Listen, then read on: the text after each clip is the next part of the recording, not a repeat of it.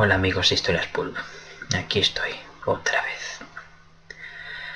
En esta ocasión, para nuestra sección del Rincón del Vago, voy a leer un relato que me ha recomendado la compañera María Larralde.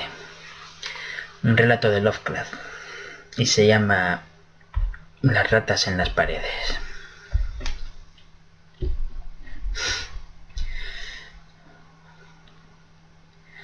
El 16 de julio de 1923 me mudé a Hexham Priory después de que el último obrero acabara su tarea. Los trabajos de restauración habían constituido una imponente tarea, pues de la abandonada construcción apenas sí quedaba un montón de ruinas, pero por tratarse del dar de mis antepasados no escatimé en gastos. Nadie habitaba la finca desde el reinado de Jacobo I, en que una tragedia de caracteres terriblemente dramáticos, aunque en gran medida incomprensibles, se cernió sobre el cabeza de la familia, 5 de sus hijos y varios criados, y obligó a marcharse de allí en medio de sombras de sospecha y terror al tercer hijo, mi progenitor por línea paterna y único superviviente del infortunado Bage.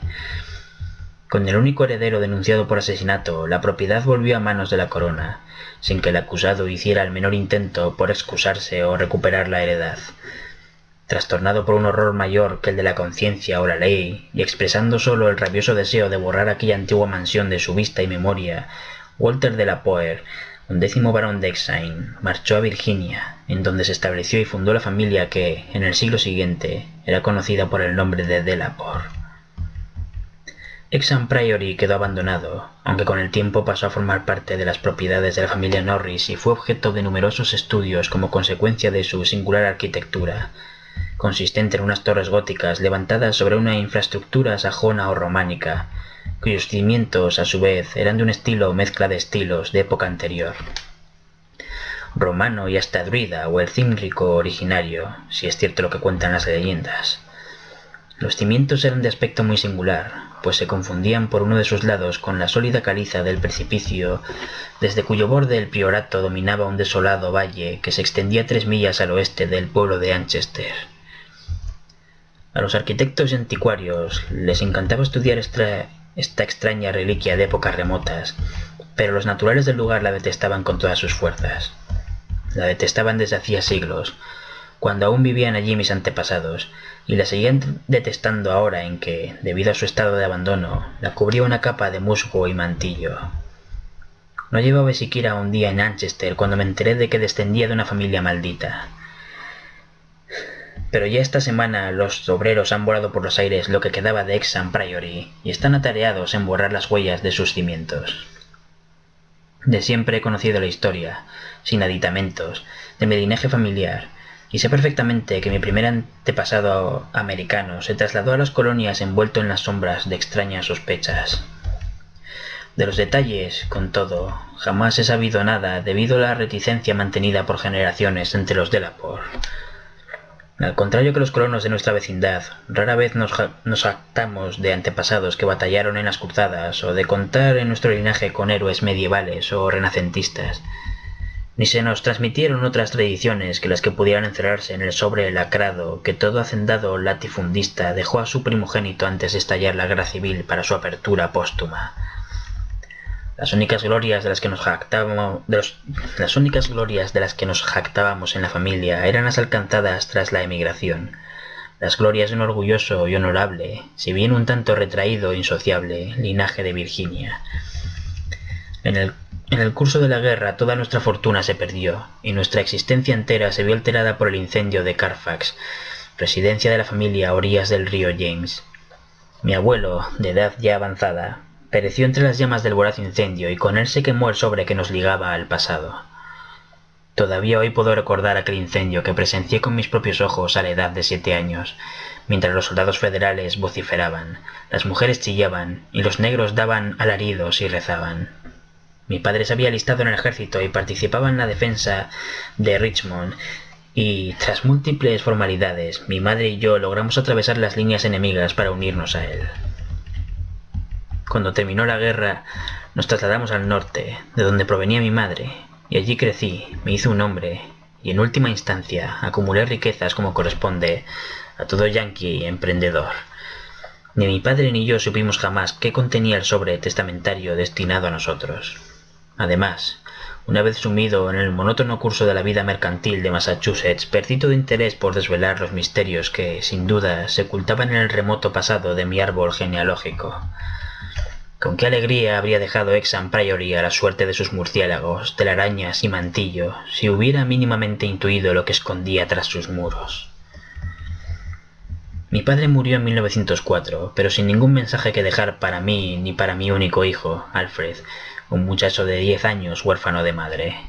Fue precisamente Alfred quien alteró el orden en que venía transmitiéndole la información familiar, pues, si bien solo pude hacerle conjeturas en tono burlón sobre el pasado familiar, me escribió contándome algunas leyendas ancestrales del mayor interés cuando, con ocasión de la pasada guerra, fue enviado a Inglaterra en 1917 en calidad de oficial de aviación. Al parecer, sobre los Delaporte circulaba una pintoresca y un tanto siniestra historia. Un amigo de mi hijo, el capitán Edward Norris, del Royal Flying Corps, residía en las proximidades de nuestro solar familiar en Anchester y contaba unas supersticiones campesinas que pocos novelistas podrían llegar a igualar por lo increíbles y demenciales que eran. Norris, por supuesto, no las tomaba en serio, pero a mi hijo le divertían y le sirvieron de tema para llenar muchas de las cartas que me escribió. Fueron estas leyendas las que finalmente atrajeron mi atención hacia mi heredad transatlántica y me decidieron a comprar y restaurar el solar familiar que Norris mostró a Alfred en todo su pintoresco abandono, al mismo tiempo que se ofrecía a conseguírselo por una suma harto razonable, dado que el actual propietario era tío suyo. Compré Exham Priory en 1918, pero casi al punto me olvidé de los planes de restauración en que había estado pensando ante el regreso de mi hijo inválido de las piernas. Durante los 2 años que aún vivió, me dediqué por entero a su cuidado, dejando incluso la dirección del negocio en manos de mis socios. En 1921, sumido en la mayor desolación y sin saber qué hacer, apartado de toda actividad laboral y notando ya que la vejez se me venía encima, resolví distraer el resto de mis años ocupado en la nueva posesión. Llegué a Anchester un día de diciembre, hospedándome en casa del capitán Norris, un joven algo gordo y afable que estimaba mucho a mi hijo, y me ofreció su colaboración en la tarea de copiar planos y anécdotas en los que inspirarse al aprender las obras de restauración. No sentía la menor emoción en presencia de Exham Priory, un revoltijo de abandonadas ruinas medievales cubiertas de líquenes y acribilladas de nidos de grajos, balanceándose amenazadoramente al borde de un enorme precipicio y sin el menor rastro de suelos o cualquier otro resto de interiores, salvo los muros de piedra de las separadas torres. Tras formarme poco a poco una idea de cómo debió ser el edificio cuando lo abandonaron mis antepasados 3 siglos atrás, me puse a contratar obreros para iniciar las tareas de reconstrucción. En todos los casos me vi obligado a buscarlos fuera de la localidad más próxima, pues los naturales de Anchester profesaban un miedo y una aversión decididamente increíbles hacia aquel lugar. La magnitud del sentimiento era tal que a veces llegaba a contagiar a los trabajadores que venían de otros lugares, siendo esta la causa de numerosas deserciones. Por lo demás, su alcance se extendía tanto al priorato como a la antigua familia propietaria del mismo. Ya me había adelantado mi hijo que durante sus visitas al pueblo la gente se mostró un tanto reacia con él por ser un Delaporte, y ahora, por idéntica razón, yo me sentía también sutilmente rechazar hasta que logré convencerles de que apenas sabía nada de mis antepasados. Y aún así, los vecinos del lugar se mostraban huraños conmigo, por cuanto me vi obligado a recurrir a Norris para recopilar la mayoría de las tradiciones populares que aún seguían circulando sobre el lugar. Lo que aquellas gentes no podían perdonar era, al menos eso quería entender yo, que había venido a restaurar un símbolo que aborrecían con todas sus fuerzas, pues racionalmente o no, para ellos, Exham Priory no era otra cosa que un nido de arpías y hombres lobo. Reuniendo todas las historias que Norris recogió para mí y completándolas con lo que habían dicho varios estudiosos que en su día examinaron las ruinas, deduje que Exham Priory se levantaba sobre el lugar ocupado en otro tiempo por un templo prehistórico, una construcción druida o incluso anterior a dicho período, que debió ser contemporánea de Stonehenge. Casi nadie duda de que allí se habían celebrado abominables ritos, y circulaban toda clase de espeluznantes historias sobre el paso de tales ritos al culto de Cibeles, posteriormente introducido por los romanos. En el sótano podían aún verse inscripciones con letras tan inconfundibles como Diu, Ops Magna Mat, signo de la Magna Mater, cuyo tenebroso culto fue en vano prohibido a los ciudadanos romanos. Anchester había sido campamento de la tercera legión augusta, tal como atestiguaban numerosos restos, y según todos los indicios el templo de Cibeles debió ser una imponente construcción, abarrotada de fieles que concelebraban multitud de ceremonias presididos por un sacerdote frigio. Las historias añadían que la caída de la antigua religión no puso fin a las orgías que tenían lugar en el templo, sino que, muy al contrario, los sacerdotes se convirtieron a la nueva fe sin cambiar en lo fundamental sus creencias.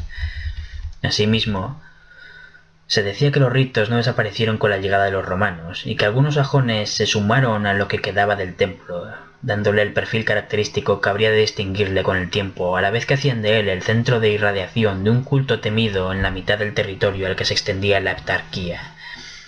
Hacia el año 1000 después de Cristo, el lugar aparece mencionado en una crónica como un priorato, esencialmente construido a base de piedra, en el que se albergaba una poderosa y extraña orden monástica, y rodeado de grandes jardines que no precisaban de murallas para mantener alejado al atemorizado populacho.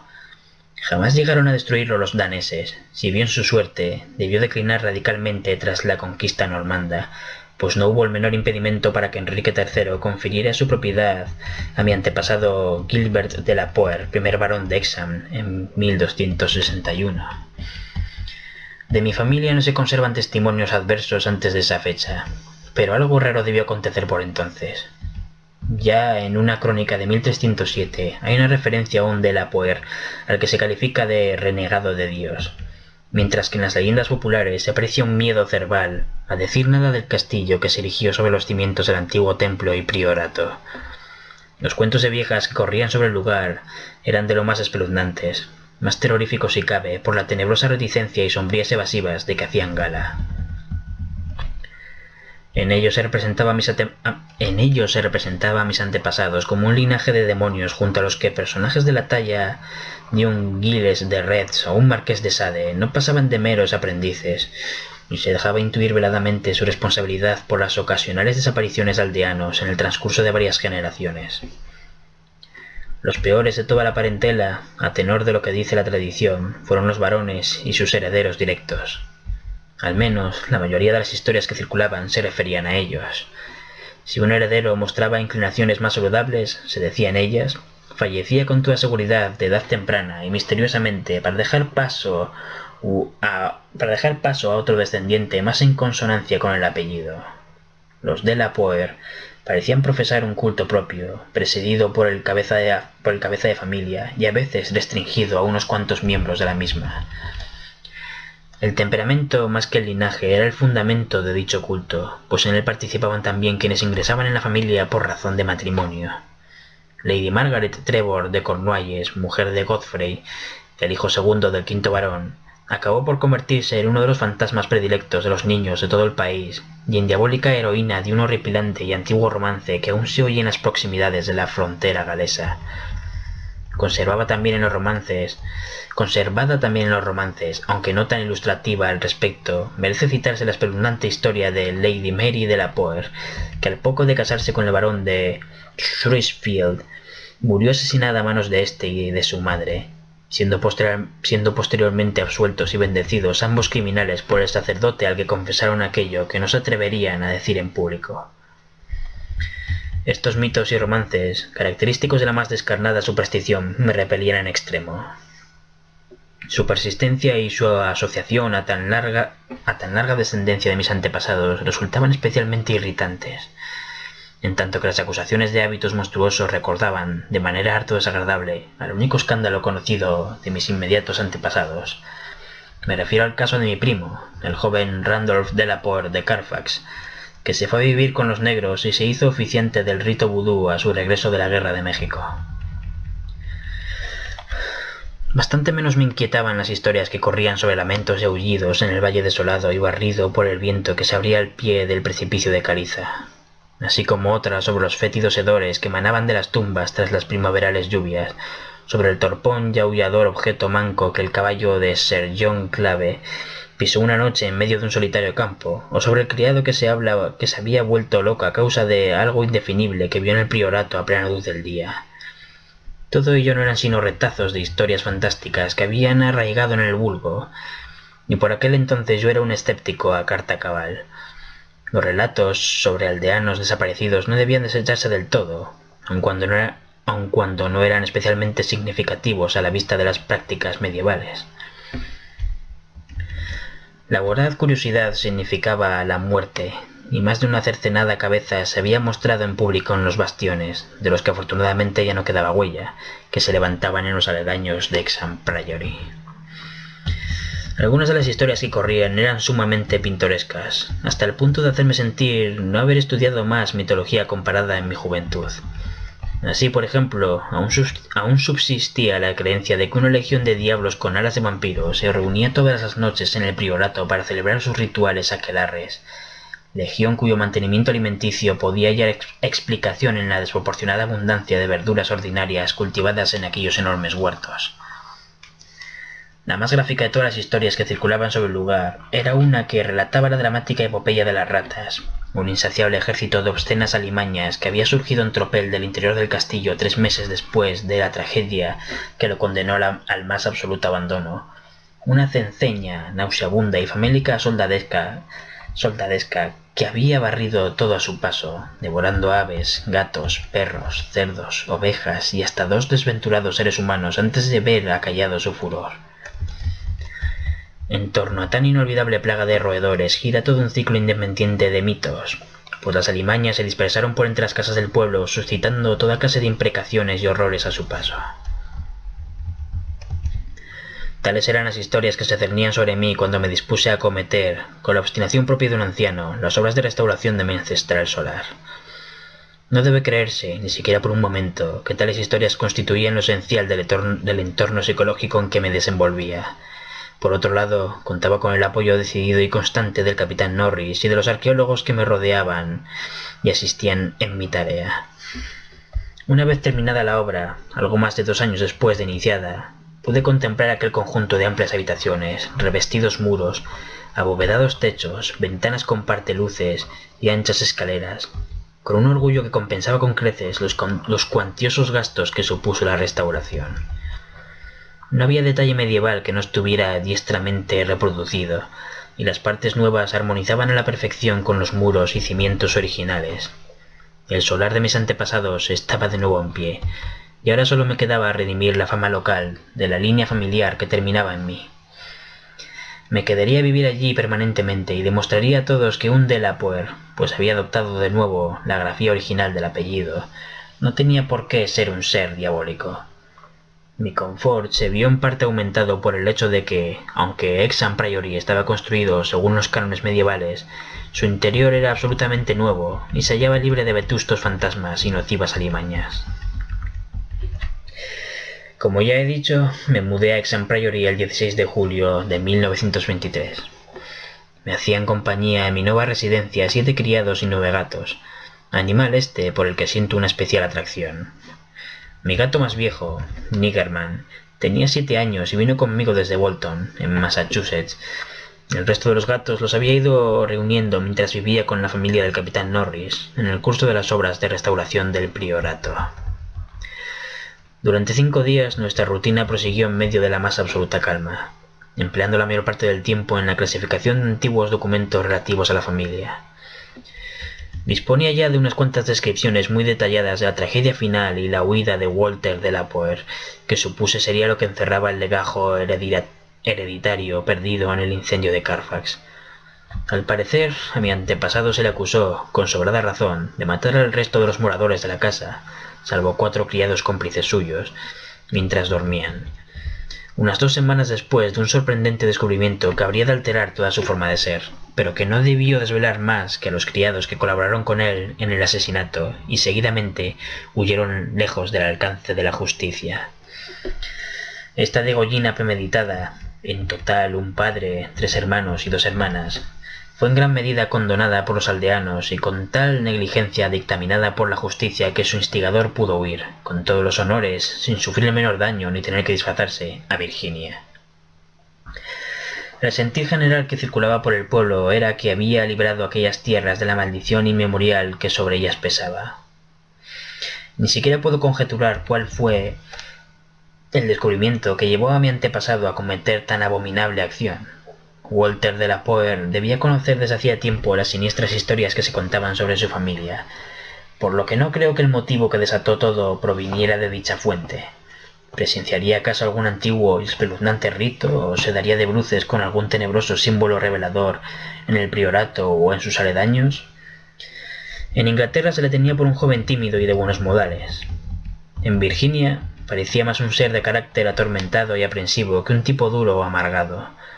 De él se decía en el diario de otro aventurero de rancio abolengo, Francis Harvey de Bellevue, que era un hombre sin par en lo tocante al sentido de la justicia, al honor y la discreción. El 22 de julio tuvo lugar el primer incidente, el cual, aunque apenas se le prestó atención en aquel momento, adquiere un significado premonitorio en relación con ulteriores acontecimientos. Fue tan poca cosa que casi no se le dio importancia, y apenas pudo advertirse en las circunstancias reinantes, pues debe recordarse que al ser el edificio prácticamente nuevo en su totalidad, salvo los muros, y hallarse atendido por una avezada servidumbre, toda aprensión habría sido absurda, no obstante las historias que corrían sobre el lugar. A poco más que esto se reduce lo que pude recordar a posteriori. Mi viejo gato, negro, cuyo humor también conozco, estaba indudablemente alerta e inquieto en una medida que no concordaba en nada con su habitual modo de ser. Iba de una habitación a otra, dando la impresión de estar intranquilo y preocupado por algo, y olisqueaba constantemente los muros que formaban parte de la estructura gótica. Comprendo perfectamente cuán trillado suena todo esto, algo así como el inevitable perro del cuento de fantasmas, que no cesa de gruñir hasta que su amo ve finalmente la figura envuelta en sábanas, pero en este caso concreto creo que tiene su importancia. Al día siguiente, un criado vino a darme cuenta de la inquietud reinante entre los gatos de la casa. Yo me encontraba en mi estudio, una habitación de techo alto y orientada al occidente que había en el segundo piso, con arcos de aristas, artesonado de roble oscuro y una triple ventana gótica que daba al precipicio de roca caliza y desde la que se divisaba el inhóspito valle. Mientras me hablaba el criado, pude ver cómo la forma de azabache de Nigerman se arrastraba a lo largo del muro oeste y arañaba el nuevo artesonado que cubría la antigua piedra. Le dije al criado que debía tratarse de algún extraño olor o emanación procedente de la antigua mampostería, y que si bien era imperceptible al olfato humano, debía afectar a los sensibles órganos de los felinos, a pesar del artesonado que lo recubría. Así lo creía sinceramente, y cuando aquel hombre aludió a la posible presencia de roedores, le dije que en aquel lugar no había habido ratas durante 300 años, y que difícilmente podrían encontrarse los ratones de la campiña que lo circundaba en tan altos muros, pues nunca se los había visto merodeando por allí. Aquella misma tarde llamé al capitán Norris, quien me aseguró que le parecía bastante increíble que los ratones del campo infestaran de repente el priorato, pues que él supiera no había precedentes en nada semejante. Aquella noche, prescindiendo como de costumbre de la ayuda del mayordomo, me retiré a la cámara de la torre orientada al occidente que me había reservado. A ella se llegaba desde el estudio tras subir por una escalinata de piedra y atravesar una pequeña galería, la primera antigua en parte, la segunda enteramente restaurada. La estancia era circular, de techo muy alto y sin revestimiento alguno, si bien de la pared colgaban unos tapices que había comprado en Londres.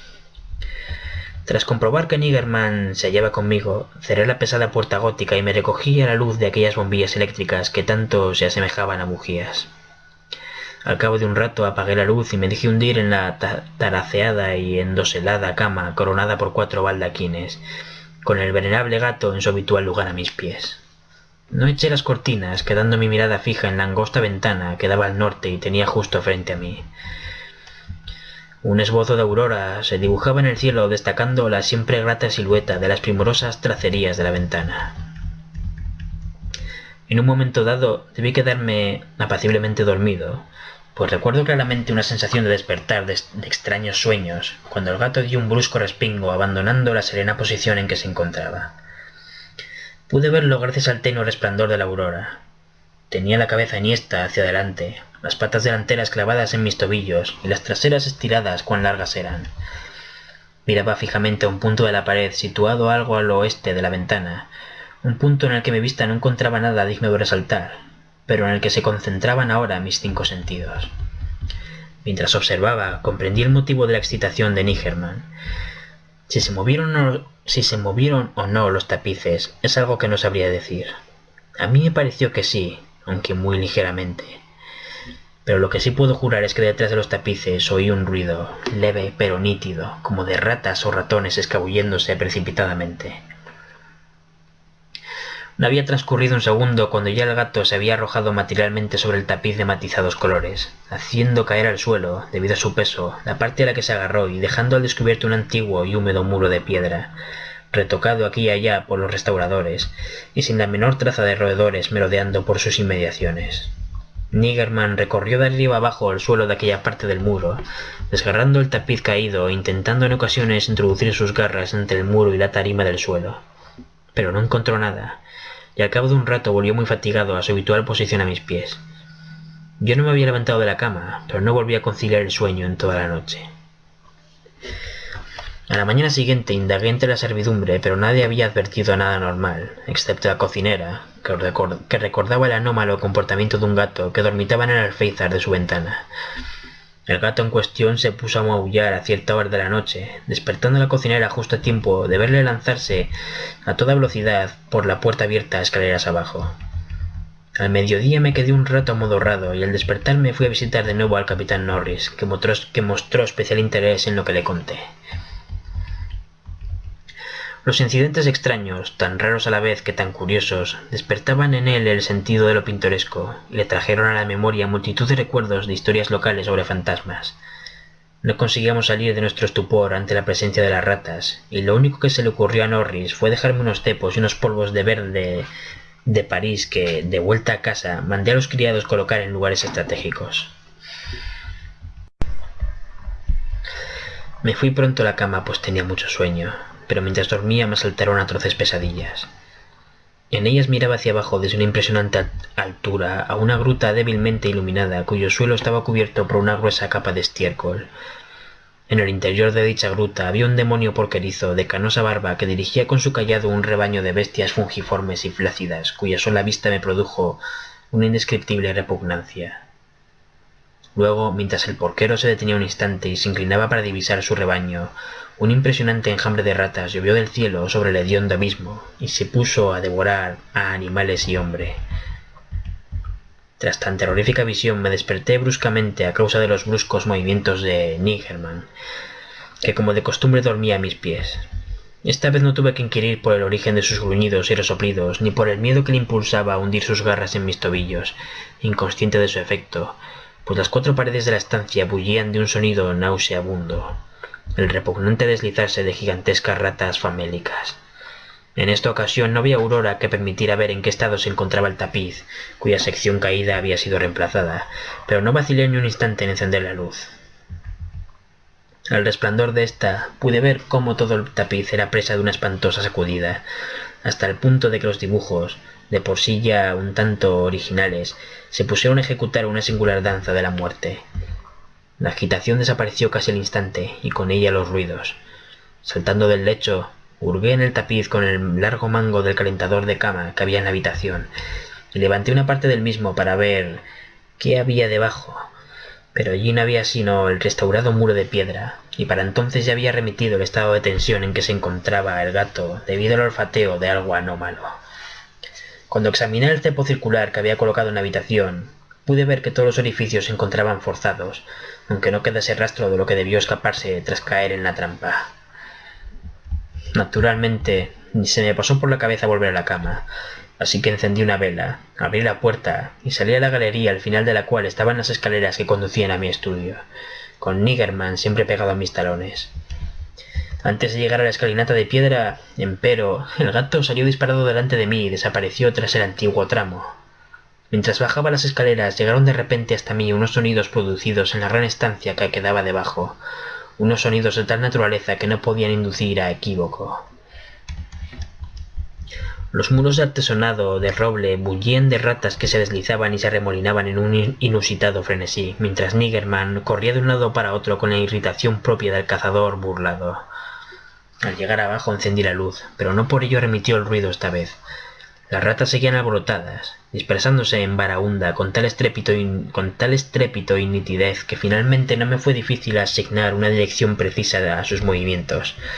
Aquellas criaturas, en número al parecer incalculable, estaban embarcadas en un impresionante movimiento migratorio desde inimaginables alturas hasta una profundidad desconocida.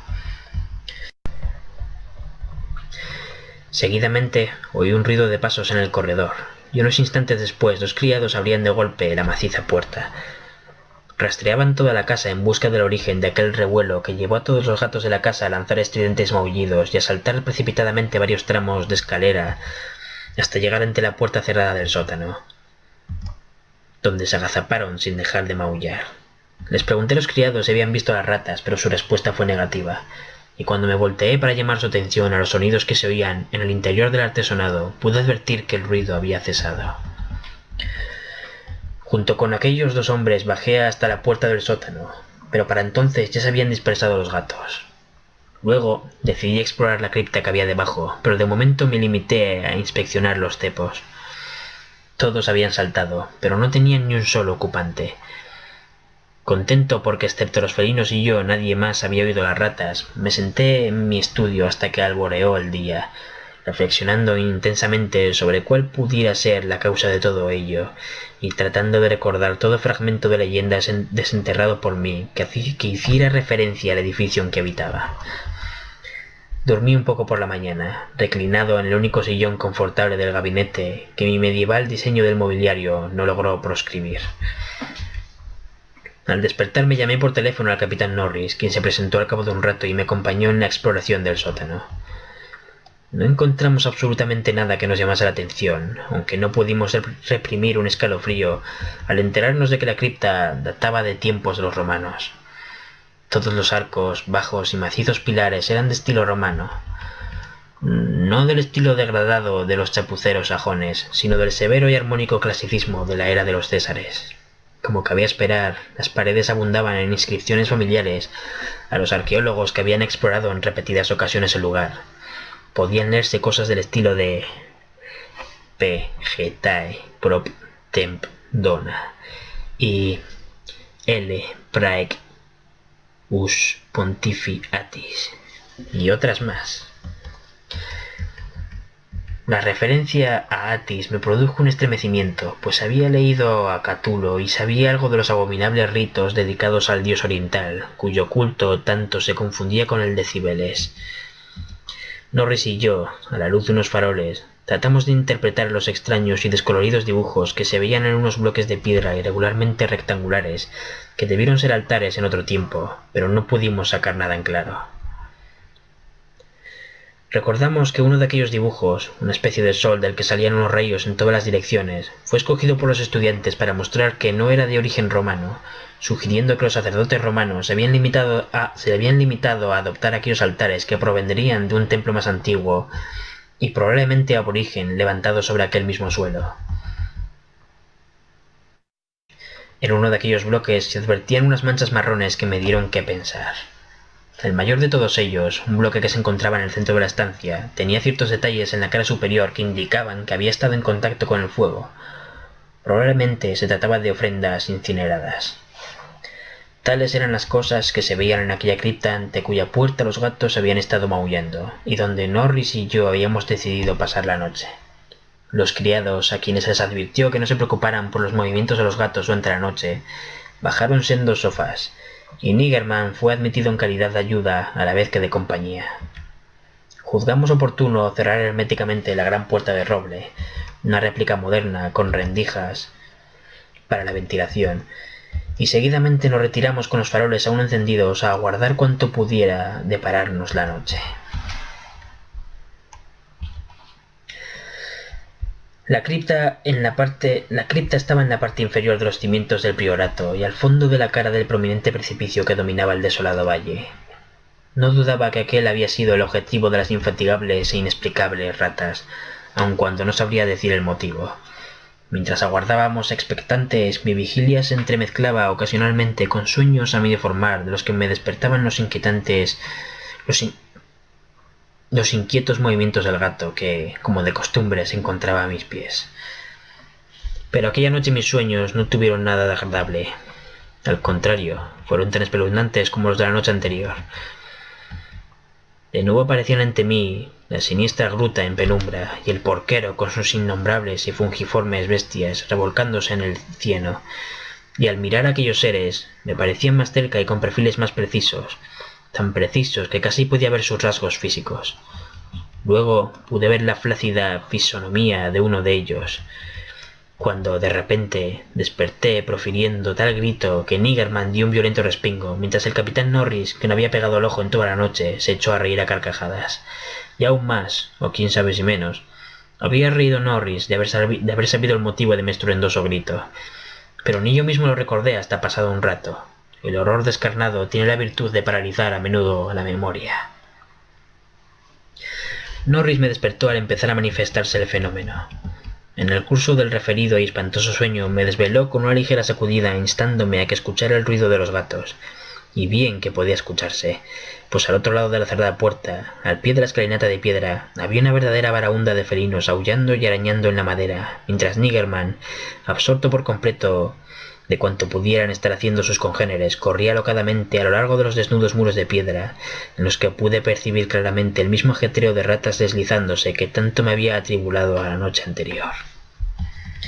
Un indescriptible terror se apoderó de mí, pues aquellas anomalías no podían explicarse por procedimientos normales. Aquellas ratas, de no ser las criaturas procedentes de un estado febril que solo yo compartía con los gatos, debían escabullirse y tener su madriguera ante los muros romanos que creí estaban formados por bloques de caliza sólida. A menos, se me ocurrió pensar, que la acción del agua en el curso de más de 17 siglos hubiera horadado sinuosos túneles que los roedores habrían posteriormente despejado y ensanchado. Pero aún así, el horror espectral que experimentaba no era menor, pues, en el supuesto de que se tratase de alimañas de carne y hueso, ¿por qué Norris no oía su repugnante alboroto? ¿Por qué me instó a que observara a Niggerman y escuchara los maullidos de los gatos afuera? ¿Y por qué intuía difusamente y sin fundamento los motivos que les llevaban a armar aquel revuelo? Para cuando pude decirle, de la forma más racional que pude, lo que quería estar oyendo, hasta mis oídos llegó el último tenue sonido de aquel incansable revuelo. Ahora daba la impresión de que el ruido se alejaba. Se oía aún más bajo, muy por debajo del nivel del sótano, hasta el punto de que todo el precipicio parecía acribillado de ratas sin continuo ajetreo. Norris no se mostraba tan escéptico como yo había anticipado, sino que parecía profundamente agitado. Me indicó por señas que ya había cesado el estrépito de los gatos, los cuales parecían dar a las ratas por perdidas. Entretanto, Niggerman era presa de nuevo desasosiego y se ponía a arañar frenéticamente la base del gran altar de piedra levantado en el centro de la habitación, si bien se encontraba más próximo del sofá de Norris que del mío. Llegado a este punto, mi temor hacia lo desconocido había alcanzado proporciones inconmensurables. Entonces ocurrió algo sorprendente, y pude ver cómo el capitán Norris, un hombre más joven, corpulento y presumiblemente de ideas más materialistas que las mías, se hallaba tan inquieto como yo. Probablemente porque conocía harto bien y de toda la vida la leyenda local. De momento no podíamos hacer sino limitarnos a observar cómo Niggerman hundía sus garras, cada vez con menos fervor, en la base del altar, levantando de vez en cuando la cabeza y maullando en dirección mía, de aquella manera tan persuasiva con que acostumbraba a hacerlo cuando quería algo de mí. Norris acercó un farol al altar y examinó de cerca el lugar donde Niggerman estaba arañando. Se arrodilló en silencio y desbrozó los líquenes que estaban allí desde hacía siglos y unían el macizo bloque prerromano al teselado suelo. Pero tras mucho escarbar no encontró nada de particular, y ya estaba a punto de cejar en sus esfuerzos cuando advertí una circunstancia trivial que me hizo estremecer, aun cuando no podía decirse que me cogiera totalmente de improviso. Hice partícipe de mi descubrimiento a Norris, y ambos nos pusimos a examinar aquella casi imperceptible manifestación con la fijeza propia de quien realiza un fascinante hallazgo y confirma lo acertado de sus pesquisas. En suma, se trataba de lo siguiente. La llama del farol colocado junto al altar oscilaba, ligera pero evidentemente, debido a una corriente de aire que no soplaba antes, y que sin duda procedía de la rendija que había entre el suelo y el altar, en donde Norris había estado desbrozando los líquenes. Pasamos el resto de la noche en el estudio inundado de luz, discutiendo en medio de una cierta excitación el paso siguiente a dar. El descubrimiento bajo aquellas malditas ruinas de una cripta por debajo de los cimientos inferiores que se conocían de la mampostería romana, una cripta que había pasado inadvertida a los avezados anticuarios que exploraron el edificio por espacio de 3 siglos, habría bastado para excitarnos a Norris y a mí, profanos en todo lo que se relacionaba con lo siniestro. Por decirlo así, la fascinación tenía una doble vertiente, y vacilamos no sabiendo si cejar en nuestras pesquisas y abandonar de una vez para siempre el priorato por supersticiosa precaución, o satisfacer nuestro sentido de la aventura y el riesgo, cualesquiera que fuesen los horrores que pudieran esperarnos al adentrarnos en aquellos desconocidos abismos. Ya de mañana llegamos a un acuerdo. Iríamos a Londres en busca de arqueólogos y científicos capacitados para desvelar aquel misterio. Debo decir, asimismo, que antes de abandonar el sótano, intentamos en vano correr el altar central, al que ahora reconocíamos como la puerta de acceso a nuevas cimas de indefinible terror. A hombres más doctos que nosotros tocaría desvelar qué secretos misterios ocultaba aquella puerta. Durante nuestra larga estancia en Londres, el capitán Norris y yo dimos a conocer los hechos, conjeturas y legendarias anécdotas a 5 eminentes autoridades científicas, todas ellas personas en las que podía confiarse que sabrían tratar con la debida discreción cualquier revelación sobre el pasado familiar que pudiera ponerse a descubierto en el curso de las investigaciones. La mayoría de aquellos hombres parecían poco inclinados a tomar el asunto a la ligera. Al contrario, desde el primer momento demostraron un gran interés y una sincera comprensión. No creo que haga falta dar el nombre de todos los expedicionarios, pero puedo decir que entre ellos se encontraba Sir William Brinton, cuyas excavaciones en el Troad llamaron la atención de casi todo el mundo en su día. Al tomar con ellos el tren para Manchester sentí una especie de desasosiego, algo así como si estuviera al borde de espeluznantes revelaciones. Una sensación reflejada por entonces en el afligido semblante de muchos americanos que vivían en Londres debido a la inesperada muerte de su presidente al otro lado del océano. El 7 de agosto por la tarde llegamos a Hexham Priory, donde los criados me aseguraron que nada extraño había ocurrido en mi ausencia. Los gatos, incluso el anciano Niggerman, habían estado absolutamente tranquilos y ni un solo cepo se había levantado en toda la casa. Las exploraciones iban a dar comienzo al día siguiente. Entretanto, asigné a cada uno de mis huéspedes habitaciones equipadas con todo lo que pudieran necesitar. Yo me fui a dormir a mi cámara de la torre, con Niggerman siempre a mis pies. Al poco caí dormido, pero espantosos sueños volvieron a asaltarme. Tuve una pesadilla de una fiesta romana como la de la Trimalción, en la que pude ver una abominable monstruosidad en una fuente cubierta. Luego volví a ver aquella maldita y recurrente visión del porquero y su hedionda piara en la tenebrosa gruta. Pero cuando me desperté ya era de día y en las habitaciones de abajo no se oían ruidos anormales. Las ratas, ya fuesen reales o imaginarias, no me habían molestado lo más mínimo y Niggerman seguía durmiendo plácidamente. Al bajar comprobé que en el resto de la casa reinaba una absoluta quietud. A juicio de uno de los científicos que me acompañaban, un tipo llamado Thornton, estudioso de los fenómenos psíquicos, ello se debía a que ahora se me mostraba únicamente lo que ciertas fuerzas desconocidas querían que yo viera, razonamiento este, a decir verdad, que encontré bastante absurdo. Todo estaba dispuesto para empezar, así que a las 11 de la mañana de aquel día los 7 hombres que integrábamos el grupo, provistos de focos eléctricos y herramientas para excavaciones, bajamos al sótano y cerramos la puerta con cerrojo tras de nosotros. Niggerman nos acompañaba, pues los investigadores no hallaron oportuno despreciar su excitabilidad y prefirieron que se hallase presente, pues se producían difusas manifestaciones de la presencia de roedores. Apenas reparamos unos momentos en las inscripciones romanas y en los indescifrables dibujos del altar, pues 3 de los científicos ya los habían visto anteriormente y todos los componentes de la expedición estaban al tanto de sus características. Atención especial se prestó al imponente altar central. Al cabo de una hora, Sir William Brinton había logrado desplazarlo hacia atrás, gracias a la ayuda de una especie de palanca para mí desconocida. Ante nosotros se puso al descubierto tal horror que no habríamos sabido cómo reaccionar de no estar prevenidos. A través de un orificio casi cuadrado abierto en el enlosado suelo y desparramados a lo largo de un tramo de escalera tan desgastado que parecía poco más que una superficie plana con una ligera inclinación en el centro, se veía un horrible amasijo de huesos de origen humano, o cuando menos semi-humano. Los esqueletos que conservaban su postura original evidenciaban actitudes de infernal pánico, y en todos los huesos se apreciaba la huella de mordeduras de roedores. No había nada en aquellos cráneos que indujera a pensar que pertenecieran a seres con un alto grado de idiocía o cretinismo, o siquiera en la posibilidad de que fueran restos de antropoides prehistóricos. Por encima de los escalones rebosantes de inmundicias abría en forma de arco un pasadizo en descenso que parecía labrado en la roca viva, por el que circulaba una corriente de aire, pero aquella corriente no era una bocanada brusca y hedionda, cual si de una cripta cerrada se tratase, sino una agradable brisa con algo de aire fresco.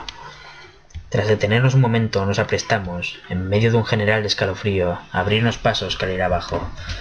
Fue entonces cuando Sir William, tras examinar atentamente los labrados muros, hizo la sorprendente observación de que el pasadizo, a tenor de la dirección de los golpes, parecía haber sido labrado desde abajo. Ahora debo meditar detenidamente lo que digo y elegir con sumo cuidado las palabras. Tras abrirnos paso unos escalones a través de los roídos huesos, vimos una luz frente a nosotros. No se trataba de una fosforescencia mística ni nada por el estilo, sino de luz solar filtrada que no podía proceder sino de ignotas fisuras abiertas en el precipicio que se erigía sobre el desolado valle.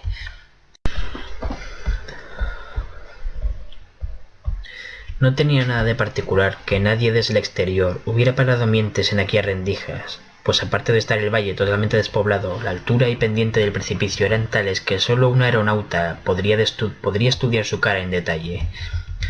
Unos pasos más y nuestro aliento quedó literalmente arrebatado ante el espectáculo que se nos ofrecía a la vista. Tan literalmente que Thornton, el investigador de lo psíquico, cayó desmayado en los brazos del aturdido expedicionario que marchaba detrás suyo. Norris, con su rechoncha cara totalmente lívida y flácida, se limitó a lanzar un grito inarticulado, y en cuanto a mí creo que emití un resuello o siseo y me tapé los ojos. El hombre que marchaba detrás de mí, el único componente del grupo de más edad que yo, profirió el manido «Dios mío», con la más quebrada voz que recuerdo. Del total de los 7 expedicionarios, solo Sir William Brinton conservó el aplomo, algo que debe apuntársele en su haber, sobre todo si se tiene en cuenta que encabezaba el grupo y por tanto debió ser el primero en verlo todo. Nos encontrábamos ante una gruta iluminada por una tenue luz y enormemente alta, que se prolongaba más allá del campo de nuestra visión. Todo un mundo subterráneo de infinito misterio y horribles premoniciones abría ante nosotros. Allí podían verse edificaciones y otros restos arquitectónicos. Con una mirada presa de terror divisé un extraño túmulo, un imponente círculo de monolitos, unas ruinas romanas de baja bóveda, una pira funeraria sajona derruida y una primitiva construcción inglesa de madera. Pero todo quedaba empequeñecido ante el repulsivo espectáculo que podía divisarse hasta donde llegaba la vista. Unos metros más allá de donde acababa la escalera se extendía por todo el recinto una demencial maraña de huesos humanos, o al menos igual de humanos que los que habíamos visto unos metros atrás. Como un mar de espuma, aquellos huesos cubrían todo el ámbito que abarcaba la vista, unos sueltos, otros articulados total o parcialmente como esqueletos.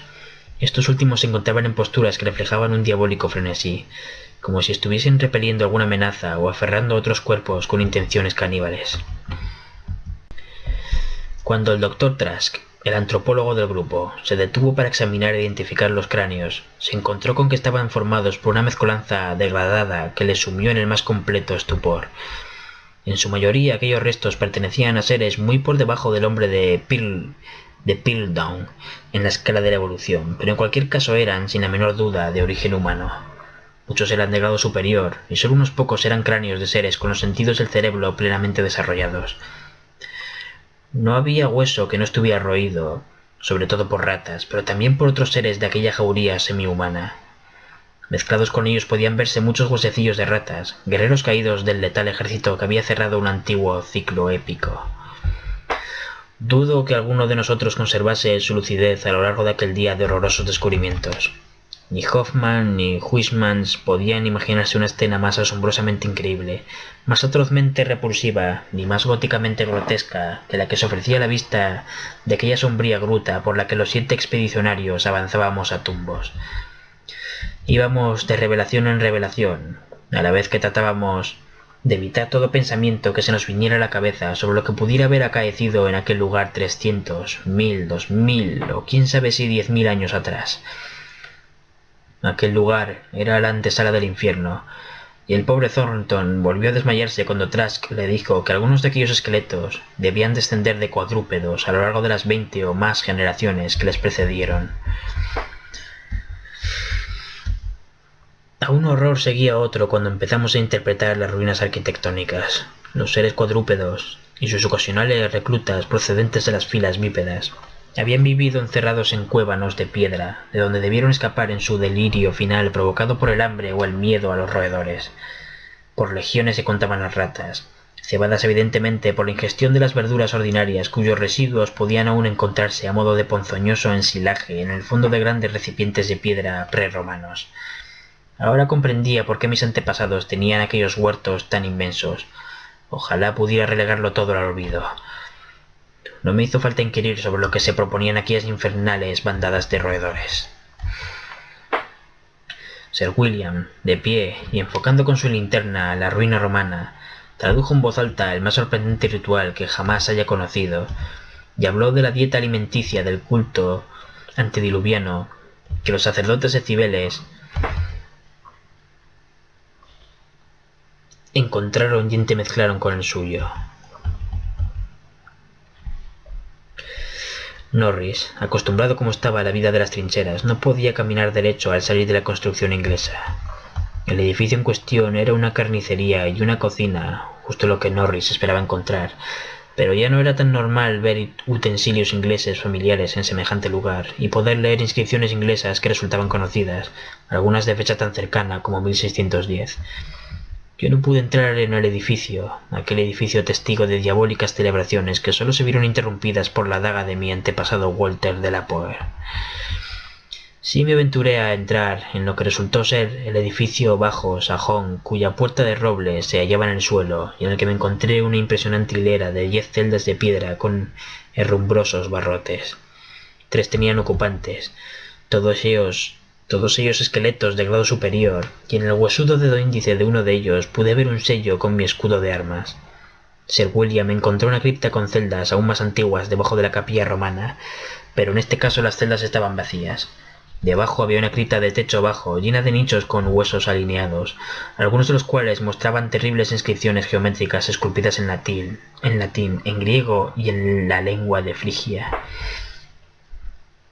Mientras tanto, el Dr. Trask había abierto uno de los túmulos prehistóricos, descubriendo en su interior unos cráneos de escasa capacidad, poco más desarrollados que los de los gorilas, con unos signos ideográficos indescifrables. Mi gato permaneció imperturbable ante todo aquel espectáculo. En una ocasión lo vi pavorosamente subido encima de una montaña de huesos, y me pregunté qué secretos podrían ocultarse tras aquellos relampagueantes ojos amarillos. Tras habernos hecho una ligera idea de las espantosas revelaciones que se escondían en aquella parte de la sombría cueva, lugar aquel tan horriblemente presagiado en mi recurrente sueño, volvimos a aquel aparente abismo sin fin, a la nocturnal caverna en donde ni un solo rayo de luz se filtraba a través del precipicio. Jamás sabremos qué invisibles mundos estigios habrían más allá de la pequeña distancia que recorrimos, pues no creímos que el conocimiento de tales secretos pudiera redundar en pro de la humanidad. Pero había suficientes cosas en las que fijarnos en torno a nuestro, pues apenas habíamos dado unos pasos cuando la luz de los focos puso al descubierto la espeluznante infinidad de pozos en que las ratas habían dado un festín, y cuyo repentino agotamiento fue la causa de que el ejército de famélicos roedores se lanzaran, en un primer momento, sobre los rebaños vivos de hambrientos seres, y luego se escapara en tropel del priorato en aquella histórica y devastadora orgía que jamás olvidarán los vecinos del lugar. Dios mío, qué inmundos pozos de quebrados y descarnados huesos y abiertos cráneos. Qué simas de pesadilla rebosantes de huesos pitecántropos, celtas, romanos e ingleses de incontables centurias de vida no cristiana. En unos casos estaban repletos, y sería imposible decir qué profundidad tuvieron en otro tiempo. En otros, La luz de nuestros focos no llegaba siquiera al fondo y se los veía abarrotados de las más increíbles cosas. ¿Y qué habría sido, pensé, de las desventuradas ratas que se dieron de luces con aquellos cepos en medio de la oscuridad de tan horripilante tártaro? En cierta ocasión mi pie casi se introdujo en un horrible foso abierto, haciéndome pasar unos instantes de terror extático. Debí quedarme absorto un buen rato, pues salvo al capitán Norris no pude ver a nadie del grupo. Seguidamente se oyó un sonido procedente de aquella tenebrosa e infinita distancia que creí reconocer, y vi a mi viejo gato negro pasar raudo delante de mí como si fuese un arado dios egipcio que se dirigiese a los insondables abismos de lo desconocido. Pero el ruido no se oía tan lejano, pues al instante comprendí perfectamente de qué se trataba. Era de nuevo el espantoso corretear de aquellas endiabladas ratas, siempre en la búsqueda de nuevos horrores y decididas a que las siguiera hasta aquellas intrincadas cavernas del centro de la tierra donde el Nyarlathotep, el enloquecido dios sin rostro, aúlla ciegas en la más tenebrosa oscuridad a los acordes de dos necios y amorfos flautistas. Mi foco se apagó, pero no por ello dejé de correr. Oía voces, alaridos y ecos, pero por encima de todo percibía ligeramente aquel abominable e inconfundible corretear.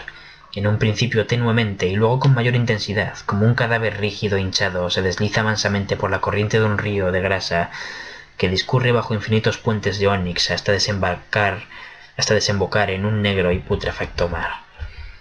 Algo me rozó, algo flácido y rechoncho. Debían ser las ratas, ese viscoso, gelatinoso y famélico ejército que halla deleite en vivos y muertos. ¿Por qué no iban a comer las ratas a un Delapoer si los Delapoer no se recataban de comer cosas prohibidas? La guerra se comió a mi hijo, al diablo todos.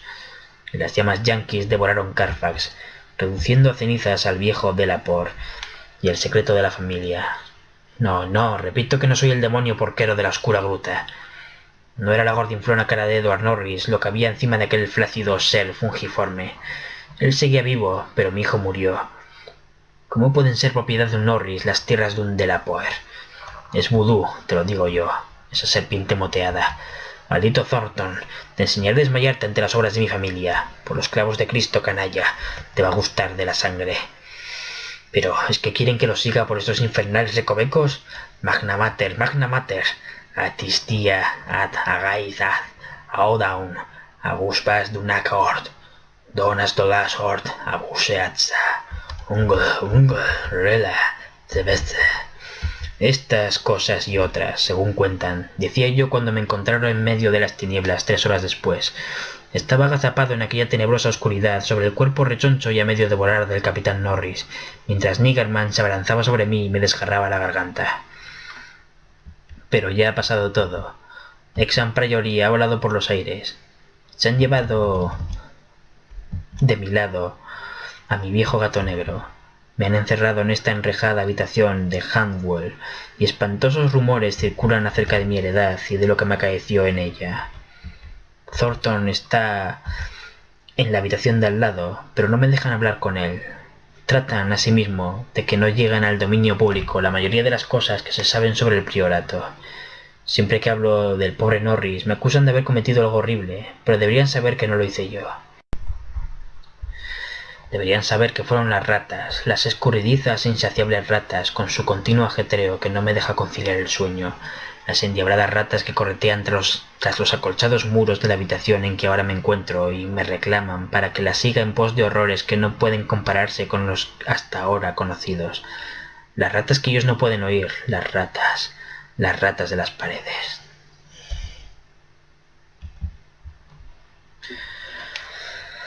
Bueno, la verdad es que ha sido un relato bastante complicado de leer, sobre todo porque es la primera vez que lo leo. Bueno, me ha gustado bastante, la verdad. No lo conocía. Bueno, espero que os haya gustado la narración. Y si no es así, pues ya sabéis. A tomar por culo. Hasta la próxima.